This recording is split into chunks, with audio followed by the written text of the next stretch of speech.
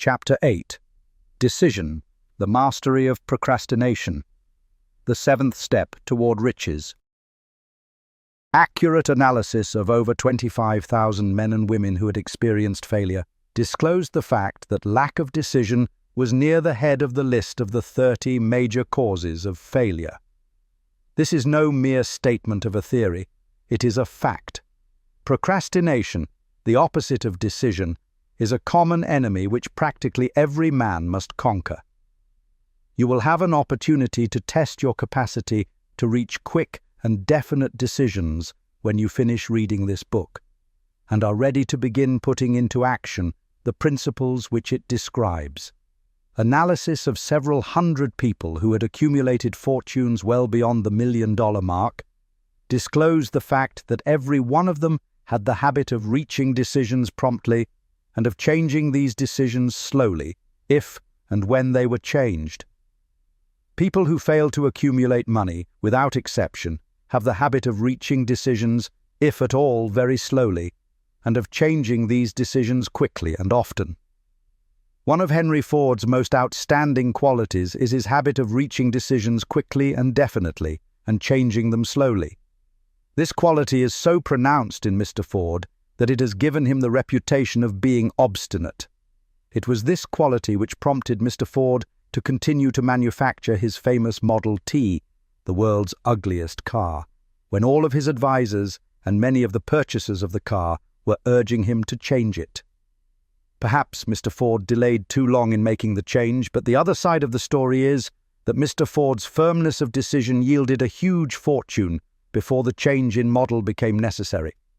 There is but little doubt that Mr. Ford's habit of definiteness of decision assumes the proportion of obstinacy, but this quality is preferable to slowness in reaching decisions and quickness in changing them.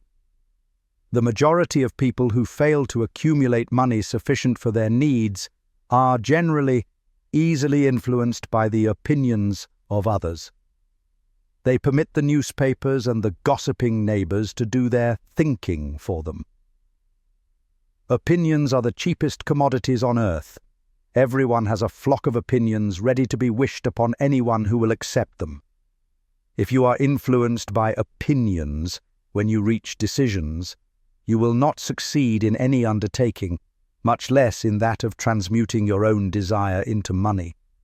If you are influenced by the opinions of others, you will have no desire of your own. Keep your own counsel when you begin to put into practice the principles described here, by reaching your own decisions and following them. Take no one into your confidence, except the members of your mastermind group, and be very sure in your selection of this group that you choose only those who will be in complete sympathy and harmony with your purpose. Close friends and relatives, while not meaning to do so, often handicap one through opinions, and sometimes through ridicule, which is meant to be humorous. Thousands of men and women carry inferiority complexes with them all through life, because some well-meaning but ignorant person destroyed their confidence through opinions or ridicule. You have a brain and mind of your own. Use it, and reach your own decisions. If you need facts or information from other people to enable you to reach decisions, as you probably will in many instances, acquire these facts or secure the information you need quietly, without disclosing your purpose. It is characteristic of people who have but a smattering or a veneer of knowledge to try to give the impression that they have much knowledge. Such people generally do too much talking and too little listening. Keep your eyes and ears wide open and your mouth closed if you wish to acquire the habit of prompt decision. Those who talk too much do little else. If you talk more than you listen, you not only deprive yourself of many opportunities to accumulate useful knowledge, but you also disclose your plans and purposes to people who will take great delight in defeating you because they envy you. Remember also that every time you open your mouth in the presence of a person who has an abundance of knowledge, you display to that person your exact stock of knowledge or your lack of it. Genuine wisdom is usually conspicuous through modesty and silence. Keep in mind the fact that every person with whom you associate is, like yourself, seeking the opportunity to accumulate money. If you talk about your plans too freely, you may be surprised when you learn that some other person has beaten you to your goal by putting into action ahead of you the plans of which you talked unwisely.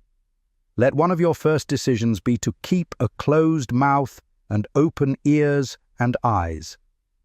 As a reminder to yourself to follow this advice, it will be helpful if you copy the following epigram in large letters and place it where you will see it daily. Tell the world what you intend to do, but first show it. Freedom or death on a decision. The value of decisions depends upon the courage required to render them.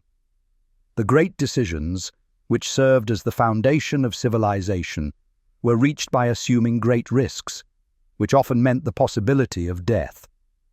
Lincoln's decision to issue his famous Proclamation of Emancipation, which gave freedom to the colored people of America, was rendered with full understanding that his act would turn thousands of friends and political supporters against him. He knew, too, that the carrying out of that proclamation would mean death to thousands of men on the battlefield. In the end, it cost Lincoln his life. That required courage. Socrates' decision to drink the cup of poison, rather than compromise in his personal belief, was a decision of courage. It turned time ahead 1,000 years and gave to people then unborn the right to freedom of thought and of speech. The decision of General Robert E. Lee, when he came to the parting of the way with the Union and took up the cause of the South, was a decision of courage, for he well knew that it might cost him his own life, that it would surely cost the lives of others. But the greatest decision of all time, as far as any American citizen is concerned, was reached in Philadelphia, July 4, 1776, when 56 men signed their names to a document which they well knew would bring freedom to all Americans, or leave every one of the 56 hanging from a gallows. You have heard of this famous document, but you may not have drawn from it the great lesson in personal achievement it so plainly taught. We all remember the date of this momentous decision, but few of us realize what courage that decision required. We remember our history as it was taught. We remember dates and the names of the men who fought. We remember Valley Forge and Yorktown. We remember George Washington and Lord Cornwallis. But we know little of the real forces back of these names, dates and places. We know still less of that intangible power which ensured us freedom long before Washington's armies reached Yorktown. We read the history of the Revolution and falsely imagine that George Washington was the father of our country, that it was he who won our freedom, while the truth is Washington was only an accessory after the fact, because victory for his armies had been ensured long before Lord Cornwallis surrendered. This is not intended to rob Washington of any of the glory he so richly merited. Its purpose, rather, is to give greater attention to the astounding power that was the real cause of his victory. It is nothing short of tragedy that the writers of history have missed, entirely, even the slightest reference to the irresistible power which gave birth and freedom to the nation destined to set up new standards of independence for all the peoples of the earth. I say it is a tragedy, because it is the selfsame power which must be used by every individual who surmounts the difficulties of life and forces life to pay the price asked. Let us briefly review the events which gave birth to this power. The story begins with an incident in Boston, March 5, 1770. British soldiers were patrolling the streets, by their presence openly threatening the citizens. The colonists resented armed men marching in their midst. They began to express their resentment openly, hurling stones as well as epithets at the marching soldiers until the commanding officer gave orders, "Fix bayonets! Charge!" The battle was on. It resulted in the death and injury of many. The incident aroused such resentment that the Provincial Assembly, made up of prominent colonists, called a meeting for the purpose of taking definite action. Two of the members of that assembly were John Hancock and Samuel Adams Long. Live their names. They spoke up courageously and declared that a move must be made to eject all British soldiers from Boston. Remember this: a decision in the minds of two men might properly be called the beginning of the freedom which we of the United States now enjoy. Remember, too, that the decision of these two men called for faith and courage because it was dangerous. Before the assembly adjourned, Samuel Adams was appointed to call on the governor of the province, Hutchinson, and demand the withdrawal of the British troops. The request was granted, the troops were removed from Boston, but the incident was not closed. It had caused a situation destined to change the entire trend of civilization. Strange, is it not, how the great changes, such as the American Revolution and the World War, often have their beginnings in circumstances which seem unimportant. It is interesting also to observe that these important changes usually begin in the form of a definite decision in the minds of a relatively small number of people. Few of us know the history of our country well enough to realize that John Hancock, Samuel Adams, and Richard Henry Lee, of the province of Virginia, were the real fathers of our country. Richard Henry Lee became an important factor in this story by reason of the fact that he and Samuel Adams communicated frequently by correspondence, sharing freely their fears and their hopes concerning the welfare of the people of their provinces. From this practice, Adams conceived the idea that a mutual exchange of letters between the 13 colonies might help to bring about the coordination of effort so badly needed in connection with the solution of their problems. 2 years after the clash with the soldiers in Boston, March 72, Adams presented this idea to the Assembly in the form of a motion that a correspondence committee be established among the colonies, with definitely appointed correspondents in each colony for the purpose of friendly cooperation for the betterment of the colonies of British America. Mark well this incident. It was the beginning of the organization of the far-flung power destined to give freedom to you and to me. The mastermind had already been organized. It consisted of Adams, Lee, and Hancock. I tell you further that if 2 of you agree upon the earth concerning anything for which you ask, it will come to you from my Father who is in heaven. The Committee of Correspondence was organized. Observe that this move provided the way for increasing the power of the mastermind by adding to it men from all the colonies. Take notice that this procedure constituted the first organized planning of the disgruntled colonists. In union, there is strength. The citizens of the colonies had been waging disorganized warfare against the British soldiers through incidents similar to the Boston riot, but nothing of benefit had been accomplished. Their individual grievances had not been consolidated under one mastermind. No group of individuals had put their hearts, minds, souls, and bodies together in one definite decision to settle their difficulty with the British once and for all, until Adams, Hancock, and Lee got together. Meanwhile, the British were not idle.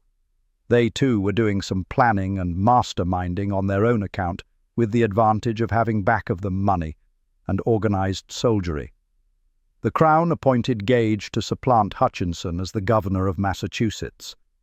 One of the new governor's first acts was to send a messenger to call on Samuel Adams, for the purpose of endeavoring to stop his opposition by fear. We can best understand the spirit of what happened by quoting the conversation between Colonel Fenton, the messenger sent by Gage, and Adams. Colonel Fenton: I have been authorized by Governor Gage to assure you, Mr. Adams, that the governor has been empowered to confer upon you such benefits as would be satisfactory. Endeavor to win Adams by promise of bribes, upon the condition that you engage to cease in your opposition to the measures of the government. It is the governor's advice to you, sir, not to incur the further displeasure of His Majesty. Your conduct has been such as makes you liable to penalties of an emat of Henry VIII, by which persons can be sent to England for trial for treason or misprision of treason at the discretion of a governor of a province. But, by changing your political course, you will not only receive great personal advantages, but you will make your peace with the king. Samuel Adams had the choice of two decisions. He could cease his opposition and receive personal bribes, or he could continue and run the risk of being hanged. Clearly the time had come when Adams was forced to reach instantly, a decision which could have cost his life. The majority of men would have found it difficult to reach such a decision. The majority would have sent back an evasive reply, but not Adams. He insisted upon Colonel Fenton's word of honor that the colonel would deliver to the governor the answer exactly as Adams would give it to him. Adams's answer: "Then you may tell Governor Gage that I trust I have long since made my peace with the King of Kings. No personal consideration shall induce me to abandon the righteous cause of my country.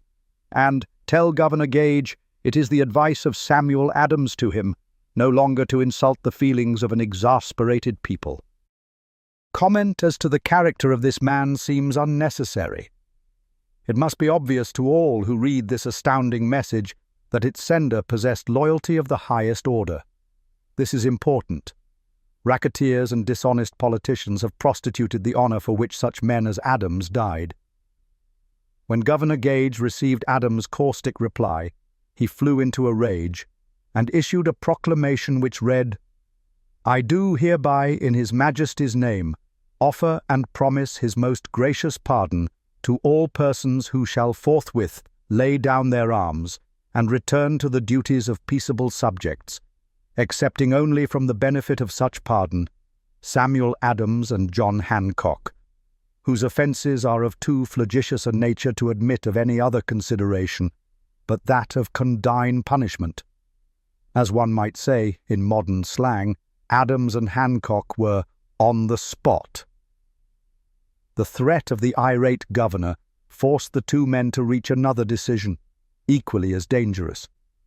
They hurriedly called a secret meeting of their staunchest followers. Here the mastermind began to take on momentum. After the meeting had been called to order, Adams locked the door, placed the key in his pocket, and informed all present that it was imperative that a Congress of the colonists be organized, and that no man should leave the room until the decision for such a Congress had been reached. Great excitement followed. Some weighed the possible consequences of such radicalism. Old man fear. Some expressed grave doubt as to the wisdom of so definite a decision in defiance of the Crown. Locked in that room were two men immune to fear, blind to the possibility of failure: Hancock and Adams. Through the influence of their minds, the others were induced to agree that, through the Correspondence Committee, arrangements should be made for a meeting of the First Continental Congress to be held in Philadelphia, September 4th, 1774. Remember this date.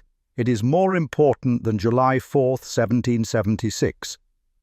If there had been no decision to hold a Continental Congress, there could have been no signing of the Declaration of Independence. Before the first meeting of the new Congress, another leader in a different section of the country was deep in the throes of publishing a summary view of the rights of British America. He was Thomas Jefferson, of the province of Virginia, whose relationship to Lord Dunmore, representative of the Crown in Virginia, was as strained as that of Hancock and Adams with their governor. Shortly after his famous Summary of Rights was published, Jefferson was informed that he was subject to prosecution for high treason against His Majesty's government. Inspired by the threat, one of Jefferson's colleagues, Patrick Henry, boldly spoke his mind, concluding his remarks with a sentence which shall remain forever a classic: "If this be treason, then make the most of it." It was such men as these who, without power, without authority, without military strength, without money, sat in solemn consideration of the destiny of the colonies. beginning at the opening of the First Continental Congress and continuing at intervals for 2 years, until on June 7, 1776, Richard Henry Lee arose, addressed the chair, and to the startled assembly made this motion: "Gentlemen, I make the motion that these united colonies are, and of right ought to be free and independent states, that they be absolved from all allegiance to the British Crown, and that all political connection between them and the state of Great Britain is and ought to be totally dissolved." Lee's astounding motion was discussed fervently, and at such length that he began to lose patience. Finally, after days of argument, he again took the floor and declared in a clear, firm voice, "Mr. President, we have discussed this issue for days. It is the only course for us to follow. Why then, sir, do we longer delay? Why still deliberate? Let this happy day give birth to an American Republic. Let her arise, not to devastate and to conquer, but to re-establish the reign of peace and of law. The eyes of Europe are fixed upon us. She demands of us a living example of freedom that may exhibit a contrast in the felicity of the citizen to the ever-increasing tyranny." Before his motion was finally voted upon, Lee was called back to Virginia because of serious family illness. But before leaving, he placed his cause in the hands of his friend Thomas Jefferson, who promised to fight until favorable action was taken. Shortly thereafter, the President of the Congress, Hancock, appointed Jefferson as chairman of a committee to draw up a Declaration of Independence.